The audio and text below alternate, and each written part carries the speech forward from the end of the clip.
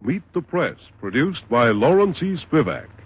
Ready for this spontaneous, unrehearsed conference are four of America's top reporters. Their questions, please remember, do not necessarily reflect their point of view. It is their way of getting behind the headlines.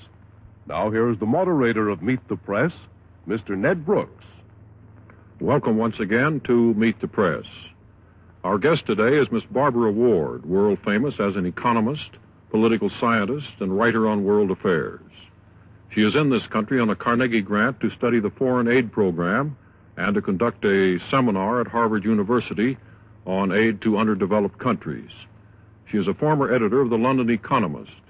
In that position, she earned a reputation as one of the most influential writers in England. In the 300-year history of Harvard University, only 4 women have received honorary degrees. Miss Helen Keller was the first, Miss Ward was the second. She is the only woman ever to address a Harvard commencement. For the last 5 years, Miss Ward has lived and taught in what is now the African Republic of Ghana. Her husband, Sir Robert Jackson, is economic advisor to the Ghana government. Miss Ward's latest book, 5 Ideas That Changed the World, has been widely discussed and widely quoted. And now seated around the press table, ready to interview Miss Ward, are John Scott of Time and Life magazines, Krishna Balaraman of the newspaper Hindu of India, Clifton Daniel of the New York Times, and Lawrence E. Spivak, our regular member of the Meet the Press panel.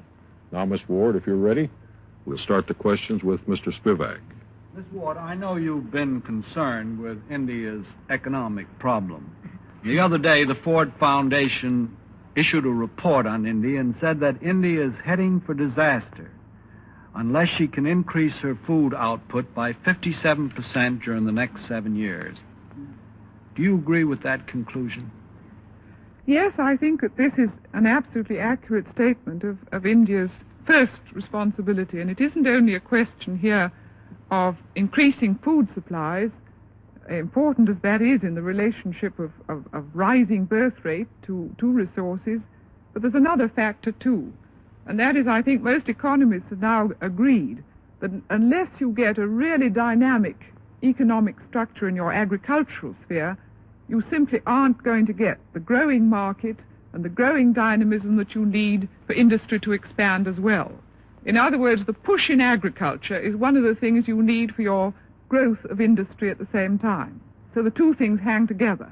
Ms. Ward, as a student of India, do you think the solution of India's economic problems with the help of Western aid will guarantee that India will not become communist-dominated? Well, if you give me one moment on this, because I think this touches the really crucial problem, it's this. You cannot modernize agriculture, and you can't get an industrial system going in a big way without saving capital. Now in China, next door, the communists are using the totalitarian method of making the peasants save. We've been reading all about it. They're being forced into communes, the whole of the agricultural surplus being squeezed off from the countryside into the towns. The advantage of this is that it creates saving. The disadvantage is that it destroys the hope of freedom. Now in India, where you've got extreme pressure of population, a great difficulty of saving, because if people have low incomes, they don't have much to save with. India is committed to the method of persuasion and to the method of taking the farmer along. Therefore, it can't use the crash methods of political force. And so I think India, in these crucial periods, needs economic assistance from outside so that it does not have to take these absolutely draconian methods of saving. And this is, to me, the great drama in Asia.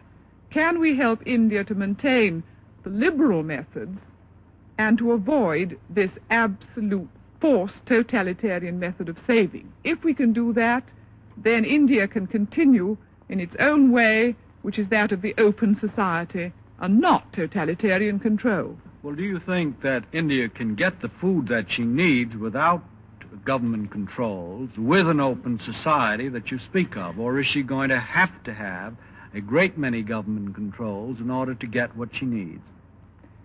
No, I don't think this, because it seems to me that if you've got a really lively development program in the villages, which of course costs money, this costs capital in the form of fertilizers, new seed, new methods. It costs capital in the shape of educators, people who go out into the villages. But if you can get some capital help, then I think the persuasiveness of good agricultural methods can, in time, say 10 years, can persuade more farmers to join in, and you can get movement and dynamism in the villages by what I believe is known in some parts of America as show-me agriculture. They'll do it if they see it's a success. But this means proving that it can be done. Mr. Daniel. Ms. Ward, what do you see as the ultimate result if China should win what is in effect a race between China and India to modernize themselves in Asia? I think the risk, Mr. Daniels, is a very simple one, and that is that the peoples of Asia, and indeed of Africa as well, who are coming up behind, will come to the conclusion that in economies in the 20th century, there is no way save that of totalitarian control and planning to get them through to modernization. And as they have to modernize, I fear they will choose the totalitarian way. Miss Ward, we in the United States, as I'm sure you're aware, in something of a dilemma. Pakistan is our ally and almost directly allied with us through the Baghdad Pact. With India, we're very sympathetic. We give aid to them both in different ways and in different measure. The Indians and Pakistans claim that we're supporting one against the other. Now, what are we to do about that problem? Well, I think one thing we could do right away, and it would be a very important one, and that is to put directly some capital into solving the big rivers problem. As you know, this is one of the most crucial economic issues which divide Pakistan and India. They've had to divide their great river basin in the north, where the 5 rivers are the great source of agricultural wealth, and the method of transfer of waters from one part of the country, from the Indian side to the Pakistan side, does involve a great deal of capital expenditure to make up for the change in the irrigation system. And I think one proof we could give that we want these two countries to prosper and to work together would be if in the next 5 years we help them to solve the Punjab River's problem. This would be a big sign that we meant business for both countries. At the same time, should we increase, decrease, or alter in any way our program of military aid to the Pakistanis? Well, you open up there a very big question that goes far beyond economic assistance. It is my own profound conviction that, given the nature of the struggle against communism, that economic assistance is much, much, much more effective than military assistance.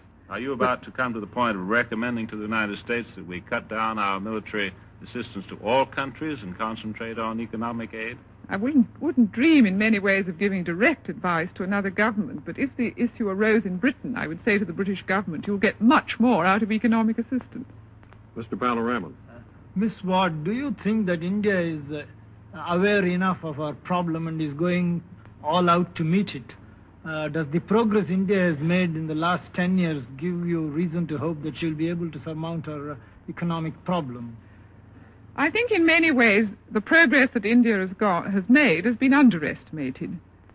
She has done some fantastic jobs of rearrangement and reorganization in a situation where, having been partitioned, having had to resettle all the refugees, to get the whole country based upon a democratic system, the administrative problems alone of this whole effort have been absolutely terrific. In addition to that, of all the Asian countries, she is the one who, under democratic auspices, has produced a consecutive and thought-through plan which has, in fact, succeeded in getting a 5 to 6% increase in national income each year, this against these terrific political difficulties. In other words, I think India has done a great deal to bring herself to what I would call the take-off point, as it were, of modernization, and that it's therefore infinitely worthwhile to give the extra boost that is needed at this stage. One of the arguments I've heard here often is that against giving American aid is you don't give aid to a country which has a socialist system of government. And the argument is every American dollar goes to perpetuate socialism or foster socialism. Do you think there is any validity in it? Well, strictly no, because 90% of the Indian economy is entirely under private auspices compared to the figure of about 75 to 80% in America. So I think that people have got their proportions a little wrong, I must say. But I would think the direct opposite is the truth. And for this reason. And that is that if India cannot secure by long-term development loans the kind of capital she needs to develop, she is bound to try and canalize more and more of her domestic savings under government control because she's no alternative. In other words, it is just precisely in the measure that she can look outside to get capital that she can allow her domestic savings to go into all manner of private channels in which, in the last 5 years, they have been going with great vigor. Something like 60% of all savings in India has gone into the private sector.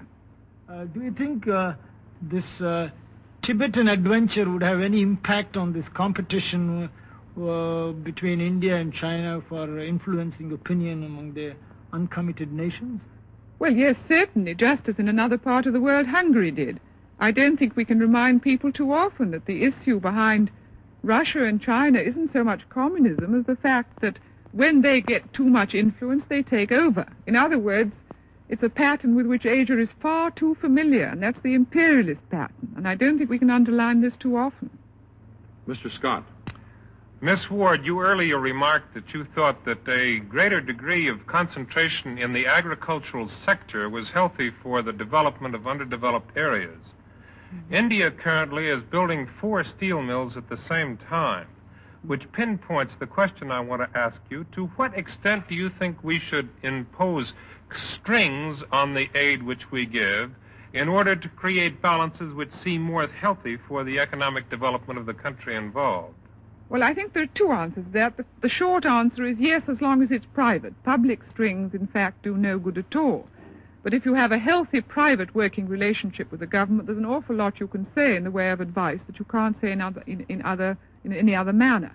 But I would like to stress this point, that you cannot hope, or we cannot hope, because Britain too has been concerned with development loans to India, we cannot hope to have this kind of influence and give this kind of advice if it's always on again, off again, Flanagan. In other words, we just simply don't know whether we're going to give them any help in 2 years' time. How can anyone try and get a sensible policy worked out if they don't know whether it's going to be there in 2 years? In other words, we could have far more constructive influence, I think, if we settled with ourselves the question of whether this is going to last or not. The 5-year plan in India, however, you mentioned earlier that it had many great assets. Mm-hmm. Mr. Krishnamachari came over here quite recently and wanted $2 billion in order to put the 5-year plan on its feet.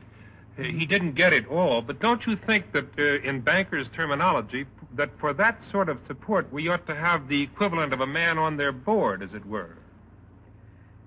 Yes, but as I say, this is also a political issue. I think you can do an awful lot quietly, which you can't do by spelling it out politically. And I also think that in this extra $2 billion, we ought to remember one thing. That is that part of that extreme emergency which arose last summer was due to the recession in the Western world and something of a collapse in India's export prices. Now, they didn't know this was going to happen. And in some measure, some of their difficulties arose from the decline in markets in the Western world during this period.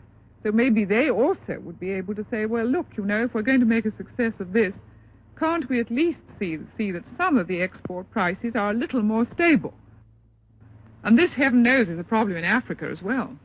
Are you disturbed, Miss Ward, by the methods that are being used contemporarily by Mr. Dr. Nkrumah in the country of your current residence in Ghana, which have involved pressures on the opposition which some of his own citizens have characterized as unfortunate and perhaps unconstitutional?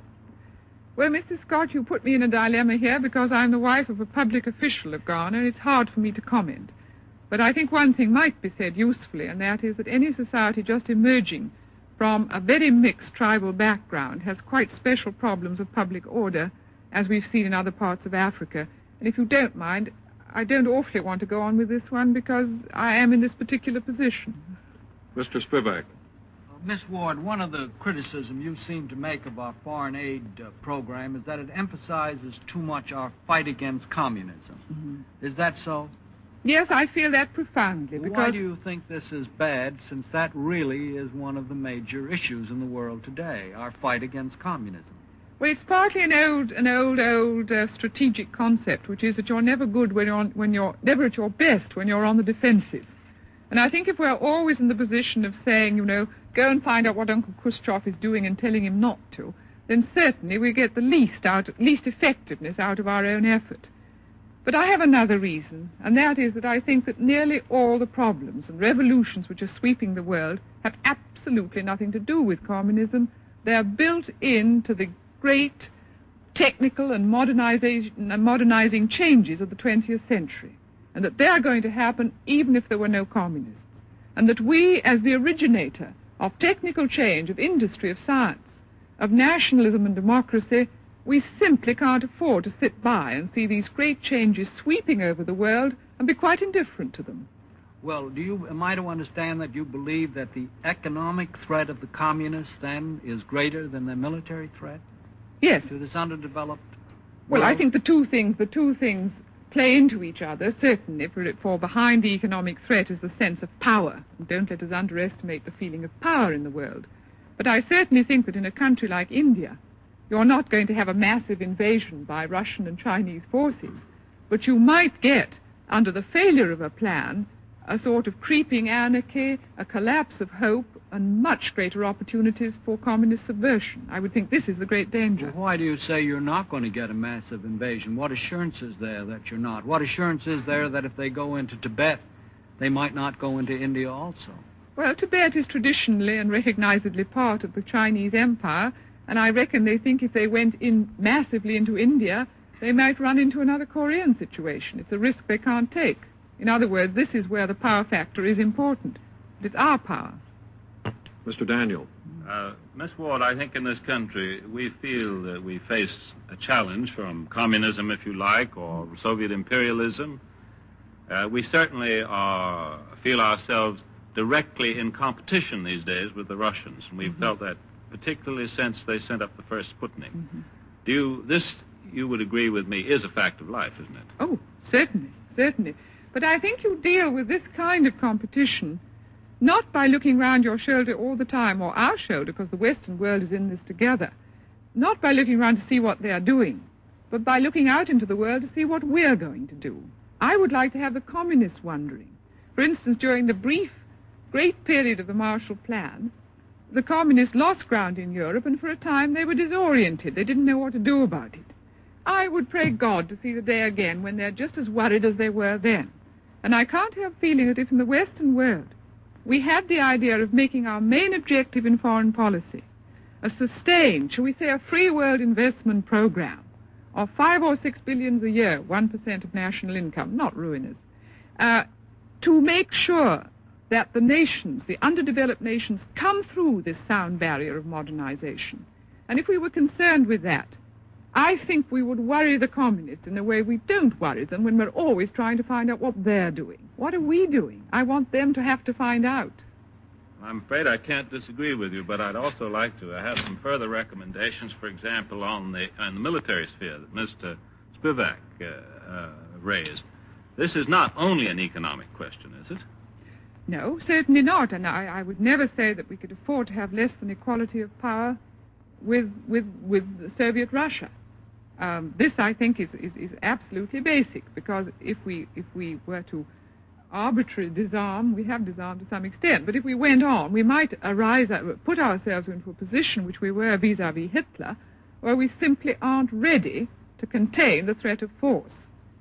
But heavens, we are, after all, if you add us all together in the Western world, we are wealthy communities. We can afford to do this and do something else as well. And the other thing that I pray we'll do is to get this consistent long-term approach to world development and world growth and world investment, which heaven knows are exciting things, and then let the communists, let them worry what we're doing. Well, would you like to intrude into American politics just a moment and tell us whether we need to have a balanced budget these days or whether we need to pay higher taxes? Well, I think I agree with Mr. McElroy on the one hand, and who shall I pick on the other? Mrs. Stevenson on the other, and say you need to grow. And if you grow, you can do all these things. And if you don't, you won't. This, I think, is a non-partisan statement. Miss Ward, right along that line, a few weeks ago on Meet the Press, the noted Harvard economist Dr. Sumner Slichter said that an expanding economy cannot be achieved without some degree of inflation. I wonder, as an economist, whether you would agree with that. I think it's true that when all resources are being used to the maximum, under perfectly free market conditions, you'll have some tendency for prices to go up, because when people are bidding for resources, and the resources are at a given moment used to the full pitch, there's only one thing the pressure can do, and that's shove the prices up a bit. This, I think, is true. On the other hand, I think that there are methods of putting some restraint on this process which do not contradict the free economy. For instance, when the Germans were doing a fantastic rate of growth from 1948 onwards, they had absolutely stable prices. And one reason was that the whole of the business structure, above all the unions, had one runaway inflation, so they weren't in any way opposed to the idea that you had to have a measure of wage restraint. In other words, they had personal experience of it. Therefore, you had great growth and a measure of stability in prices. And I sometimes wonder whether both for Britain and for America, the great next step in our democratic economic theory isn't enough education to both managers and to our unions to say, okay, we're going to go on going up, but we're going to go on going up a little more slowly. In other words, wage contracts will be longer. They'll be related to productivity. We'll return to that wonderful old-fashioned mechanism which has almost vanished, that of the price cut. In other words, that there is here a great area of democratic education to be done if we're going to get full-scale economic growth. I don't think it's beyond us, but I do think we have to think about it. Mr. Balaraman. Miss Ward, every assumption on which Marx propounded his communist theory has been exploded by the record of the capitalist system. How is it that communism still appeals after 100 years and still threatens to be the wave of the future? What is it which makes it keep going? Well, Mr. Balaram, I don't think they've been entirely contradicted. You see, I think they've been contradicted in the Western world, where we've got through this sound barrier, if you like, of modernization. We've got the capital accumulation. Mr. Balaraman. Miss Ward, every assumption on which Marx propounded his communist theory has been exploded by the record of the capitalist system. How is it that communism still appeals after 100 years and still threatens to be the wave of the future? What is it which makes it keep going? Well, Mr. Balaram, I don't think they've been entirely contradicted. You see, I think they've been contradicted in the Western world, where we've got through this sound barrier, if you like, of modernization. We've got the capital accumulation. We've been able to create the resources for a fuller life, and through things like progressive taxation and the welfare system, we've shared them with a great mass of the people. And for this reason, communism, I think, can no longer hope to conquer the Western world by anything but direct force. But when you get out to Asia and Africa, this isn't so. We haven't yet worked out a method whereby we can prevent these areas where the birth rate is going up and resources are still limited. They can still get poorer while we get richer. In other words, we could have the reconstruction of a Marxist situation, not in our own countries where it's absolutely exploded forever, but in the world at large. Here you might, under the pressure of rising population and of static resources, you might get per capita incomes going down, while in Britain we talk of doubling our standard of living in a generation. In America we talk of a $500 billion economy. In other words, we're going to get richer. So I think that if we're going to make the appeal of communism definitely fall away all around the world as it does in the West, we've got to use our own resources and our own inventiveness and imagination to bring the other nations up in our wake. If we can do that, I think the same thing will happen.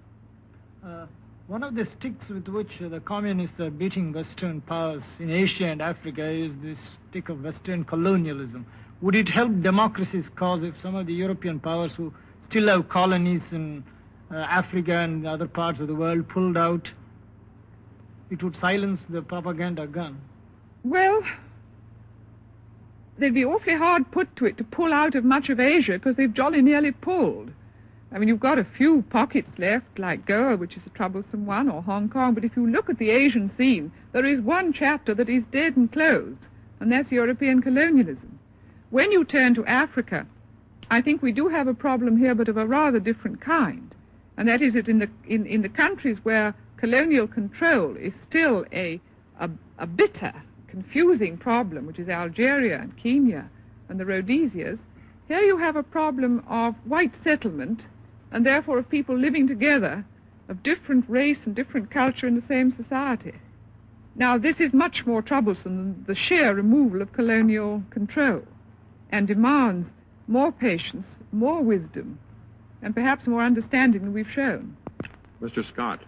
Miss Ward, you mentioned the increasing birth rate in the underdeveloped nations. Last year, I believe, the population of the world increased by some 45 million. Do you believe that we can cope with the economic problems of the underdeveloped nations for very long without some sort of scientifically designed and applied population control?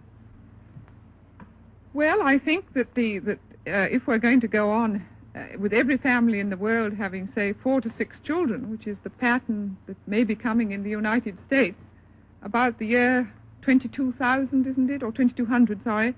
As one scientist says, yes, by that time you'll be able to stoop down and make food of anything you pick up. But he said, will you be able to stoop down? That was his query. And so I would think that one form or another of control, either by voluntary means or by any other, is going to be necessary, certainly. And the quarrel, I think, is going to be about the means.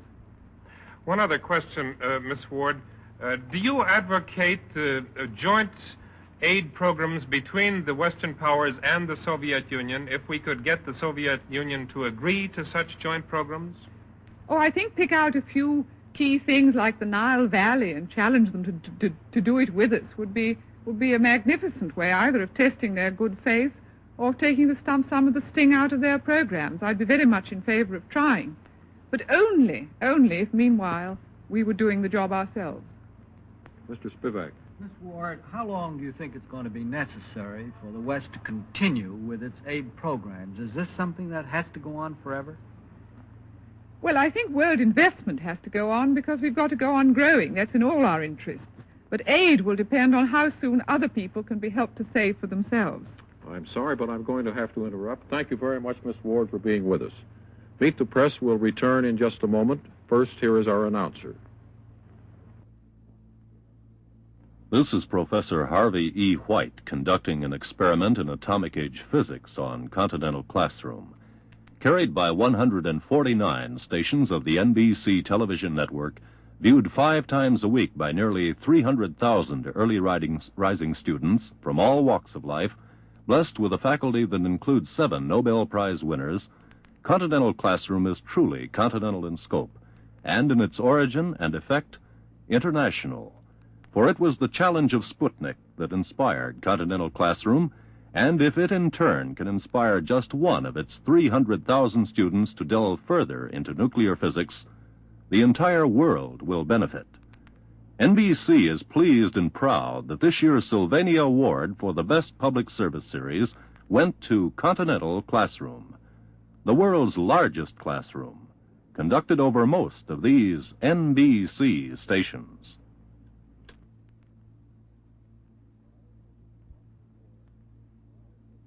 Bye for Miss Barbara Ward, and Meet the Press. For a printed copy of today's discussion, send 10 cents in coin and a stamped self-addressed envelope to the National Publishing Company, Washington 2, D.C. Meet the Press is produced by Lawrence E. Spivak. Associate producer Betty Cole. Directed by Linwood King. Unit manager Bruce Bassett. Technical director Jack Irving. Production supervisor Doris Corwith. Next week, Meet the Press will have as its guest another front-page figure in the news. This is Howard Reed speaking. Meet the Press came to you from the NBC studios in New York. This program has been a public affairs presentation of NBC News. Dinah welcomes Gene Berry, Janice Page,